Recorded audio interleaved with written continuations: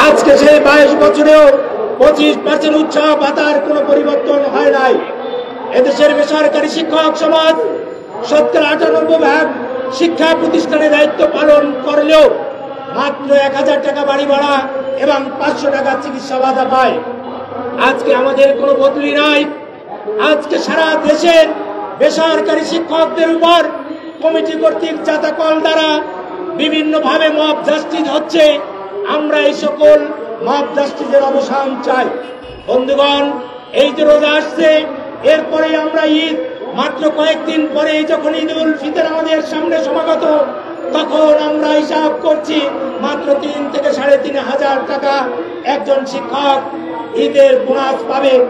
আজকের এই দরপুরের বাজারে সেই 25% উৎসব ভাতা দিয়ে এদেশের শিক্ষক সমাজ মানসম্পন্নভাবে ঈদ পালন করা কষ্টকর।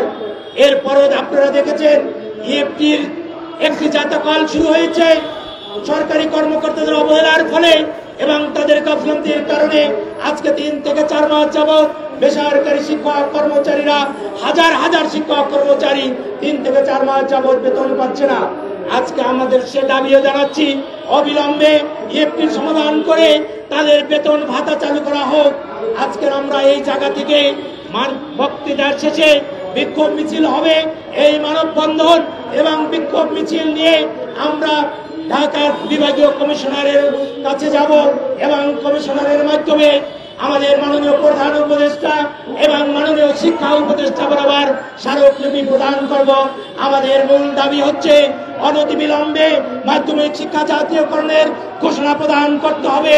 এই ঈদের পূর্বেই 100% উৎসাহ ভাতা, পূর্ণাঙ্গ বাড়ি ভাড়া এবং চিকিৎসা ভাতা প্রদান করতে হবে।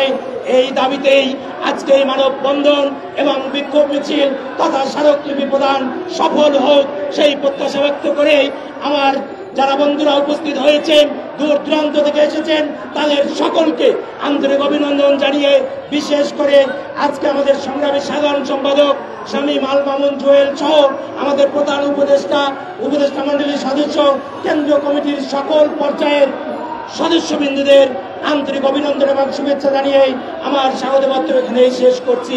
আল্লাহ হাফেজ। আজকে সেই 22 বছরেও 25% উৎসাহ ভাতার কোনো পরিবর্তন হয় নাই।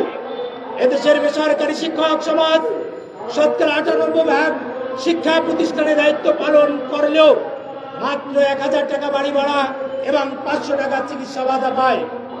আজকে আমাদের কোনো বদলি নাই। আজকে সারা দেশের বেসরকারি শিক্ষকদের উপর কমিটি কর্তৃক জাতাকল দ্বারা বিভিন্নভাবে মব জাস্টিস হচ্ছে। আমরা এই সকল মব জাস্টিসের অবসান চাই। বন্ধুগণ, এই যে রোজা আসছে, এরপরে আমরা ঈদ, মাত্র কয়েকদিন পরে যখন ঈদুল ফিতর আমাদের সামনে সমাগত, তখন আমরা হিসাব করছি মাত্র 3 থেকে 3,500 টাকা একজন শিক্ষক ঈদের বোনাস পাবে।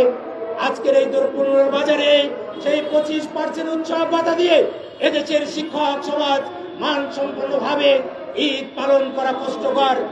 এরপরও আপনারা দেখেছেন ইএফটির একটি জাতাকল শুরু হয়েছে সরকারি কর্মকর্তাদের অবহেলার ফলে এবং তাদের গাফিলতির কারণে।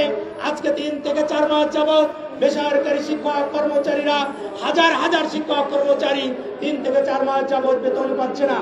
আজকে আমাদের সে দাবিও জানাচ্ছি, অবিলম্বে ইএফটির সমাধান করে তাদের বেতন ভাতা চালু করা হোক।